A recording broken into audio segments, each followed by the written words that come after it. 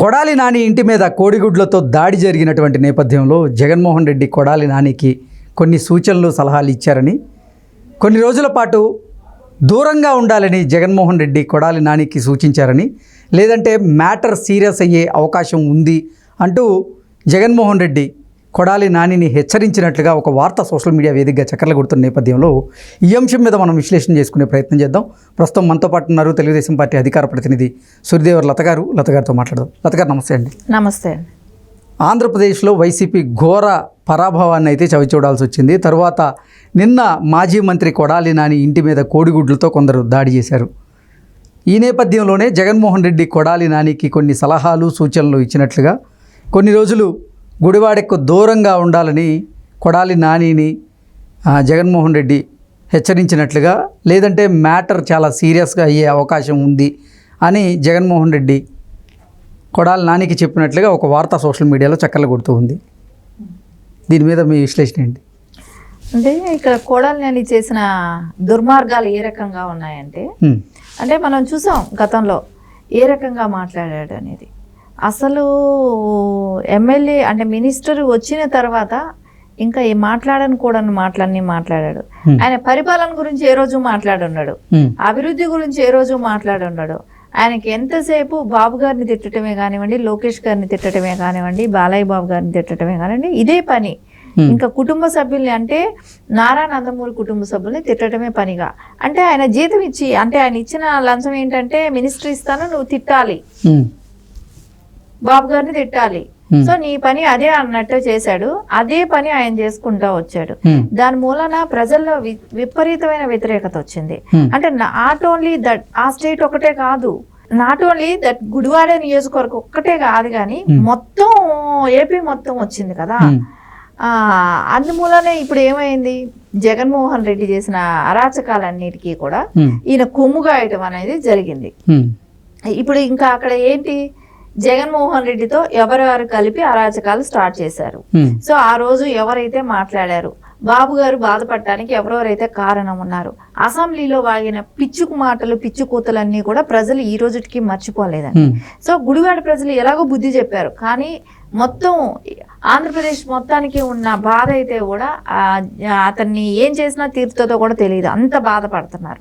ఎందుకంటే అవి ఇంకా కూడా మనం సోషల్ మీడియాలో ఉంటాయి కాబట్టి అవి కనపడుతూనే ఉంటుంది. అది ఏంటో తెలుసా అండి, ఇప్పుడు వీళ్ళు ఎవరెవరైతే ఏమేమి మాట్లాడారో అనేది ఇప్పుడు బాగా సర్క్యులేట్ అవుతున్నాయి. అంటే అవి ఇప్పుడు బయట వస్తున్నాయి ఎక్కువగా. అంటే కారణం ఏంటి, ప్రజలందరూ దాన్ని గుర్తు చేసుకుంటున్నారు. ఇతను ఏం మాట్లాడాడు, ఏం చేశాడు అనేది ఇప్పుడు బాగా ప్రజలకు ఇంకా గుర్తు చేసుకుంటున్నారు. అని అంటే అతని మీద ఇంకా కోపం అనేది ఉంది. సరే వాళ్ళు ఏముందండి, గుడ్లతో కొట్టారు, అదేం పెద్ద గుడ్లతో చచ్చిపోయిన వాళ్ళు లేరు, వాళ్ళ బాధను అక్కడ వ్యక్తపరిచారు. గుడ్లు బాంబులు కాదు, వీళ్ళగా పెట్రోల్ బాంబులు వేయటం కానీ ఇట్లాంటివి ఏమీ చేయలేదు కదా, ఊరికే గుడ్లతో వాళ్ళ నిరసన తెలియజేశారు నువ్వు మాట్లాడిన మాటలకి. వాటికి జగన్మోహన్ రెడ్డి దీనికే భయపడిపోతున్నాడు, ఆ గుడ్లు దాడికే భయపడిపోతున్నాడు. వాళ్ళు చేసే బాంబుల దాడులను, కత్తులతో పొడవటాలను, ఒక కార్యకర్తనే కానివ్వండి, ఒక నాయకుడినే కానివ్వండి, జై జగన్ అని అనలేదని చెప్పేసి గొడ్డలతో నరకటం, కత్తితో వేట కొడవలతో నరకటం కూడా చేశారు కదా. ఇలాంటి దారుణాలు అయితే ఎక్కడ తెలుగుదేశం అనేది ఏ రోజు చేయదు కూడా, ఏ రోజు ఇట్లాంటి వాటిని ప్రోత్సహించరు కూడా నారా చంద్రబాబు నాయుడు గారు. కానీ ఆ రోజు మాట్లాడిన మాటల మూలానే ఈ రోజు ప్రజల్లో ఆ వ్యతిరేకత ఉంది. సో అది ఖచ్చితంగా ఆబ్వియస్లీ వాళ్ళు చూపెట్టారు. దానికి జగన్మోహన్ రెడ్డికి భయం అనేది స్టార్ట్ అయిందో ఏమో కానీ, నువ్వు కొద్ది రోజులు అజ్ఞాతంలోకి వెళ్ళాని అని ఎట్లాంటి చెప్పుకుంటున్నాడు అని అంటే, వాళ్ళు మాట్లాడిన మాటలకి వాళ్ళకే భయం వేస్తుందంటే ఇంకే రకంగా ఉన్నారో ఆలోచించండి. ఏ రకంగా మాట్లాడారు, ఏ రకంగా బాధ పెట్టారు ఆ రోజు అనేది మనకు తెలుస్తుంది కదా. వాళ్ళు మాట్లాడిన మాటలకు వాళ్ళు భయపడుతున్నారు ఈరోజు. ఓకే, ఏంటి నిజంగా జగన్మోహన్ రెడ్డి గారి సూచన మేరకు కొడాలి నాని గారు ఆ ప్రాంతానికి కొన్ని రోజులు దూరంగా ఉండేటువంటి అవకాశం ఉందా అంటే ఏం చెప్తారు?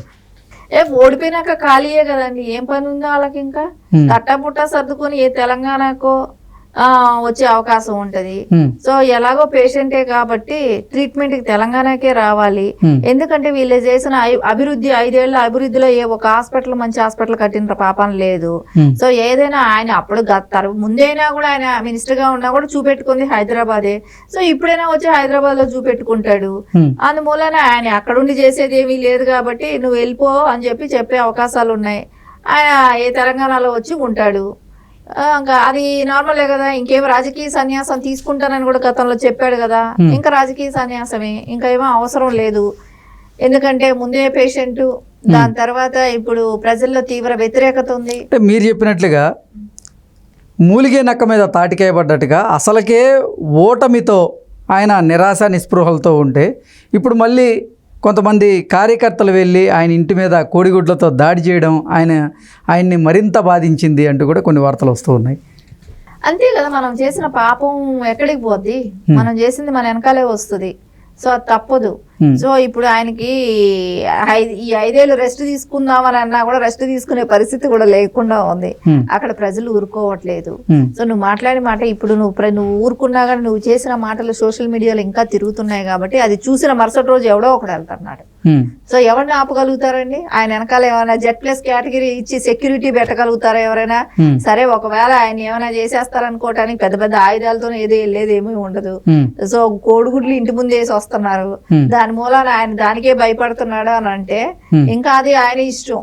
ఆయన విజ్ఞతకు వదిలేయాల్సిందే గాని జగన్మోహన్ రెడ్డి ఆయన సూచనలు ఇచ్చినా కూడా ఈ కోడిగుడ్లకి వీటికి పారిపోతున్నాడంటే కోడిగుడ్లకే పారిపోయే ఆయన ఆ గుడివాడకి ఆయనే ఎమ్మెల్యే క్యాండిడేట్ గా నిలబడ్డాడు. కొడాలి నాని గారు మంత్రిగా ఉన్న సమయంలో గడ్డం గ్యాంగ్ కొడాలి నాని గారి అండ చూసుకొని ఇక్కడ గుడివాడలో కొన్ని దాష్టికాలకి పాల్పడ్డారు, కొన్ని దౌర్జన్యాలకి పాల్పడ్డారు, కొన్ని భూములను ఆక్రమించుకున్నారు, ప్రజలను ఎన్నో రకాలుగా ఇబ్బంది పెట్టారు. ఇప్పుడు కొడాలి నాని అక్కడ ఓడిపోవడంతో ఆ గడ్డం గ్యాంగ్ మాయమైపోయింది.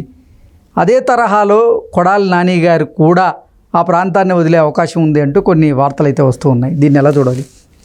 అంటే గడ్డం గ్యాంగ్ అనేది మనం చూసాం, ఆయన బిహేవియర్, ఆయన మాట పద్ధతి. ఇప్పుడు అంటారు కదా, పువ్వులు అమ్మిన చోట కట్లు అమ్ముకోలేరని, అదే పరిస్థితి ఆయనకి.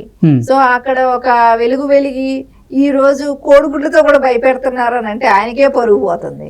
సో ఆయన ఎందుకు ఉండాలనుకుంటాడు అక్కడ? సో పారిపోవడానికే ట్రై చేస్తాడు. సరే, తెలంగాణ వస్తే తెలంగాణలో మటుకు టీడీపీ క్యాడర్ లేదా అండి? సో టీడీపీ క్యాడర్ ఎక్కడైనా ఉంది కదా. సో టీడీపీ క్యాడర్ తెలుగు వాళ్ళు ఎక్కడైనా ఉన్నారు కదా. నువ్వు ఏ మూలకి వెళ్ళినా మాట్లాడే వాళ్ళు మాట్లాడతారు కదా, ఎక్కడికి వెళ్ళినా చేసేది చేస్తారు కదా. ఏంటండి చేసేది చేస్తారంటే మీరు ఇంకోటి అనుకోకండి, చేసేదంటే మాట్లాడిన మాటలకి సమాధానం చెప్తారని చెప్తున్నాను.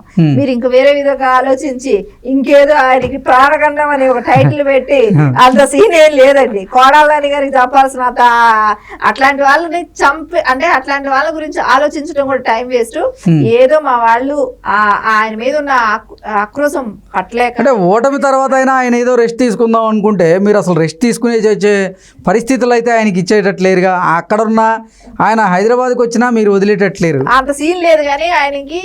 ఎందుకంటే అదే నేను చెప్పాను కదా, అంతా అయిపోయింది, ఇంకేమీ చేసుకోలేని పరిస్థితిలో ఉన్నాడు. ఆయనకి ఆ సీన్ లేదు. ఇంకా ఏదో నేను ఆయనకున్న ప్రాబ్లమ్స్ మూలాన్ని ఆ రాష్ట్రం ఈ రాష్ట్రం తిరుగుతాడేమో గాని ఆయన అసలు పట్టించుకునే దిక్కు లేదు, ఆయన గురించి ఆలోచించేవాడు లేదు. ఏదో ఆకస్తో వెళ్ళి గుడ్లు వేశారు, అదేమి బాంబులు తీసేమి చంపలేదు కానీ దానికి జగన్మోహన్ రెడ్డి భయపడే ఏమైనా సజెషన్స్ ఇచ్చి ఉండొచ్చేమో మేబీ, మాకు తెలియదు కానీ అట్లాంటి వాటికి కూడా జగన్మోహన్ రెడ్డి భయపడతాడా? గుడ్లు దాడికే ఆయన గులకరాయికే భయపడి 10 రోజులు బ్యాండేజ్ తీయలేదు కానీ ఈ రోజు ఈ గుడ్డుకి ప్రాణం పోద్దు అనుకున్నాడా? ఓకే, సో అది మనకు తెలియదు కదా. ఓకే లత గారు, థ్యాంక్ యూ సో మచ్ అండి. Thank you.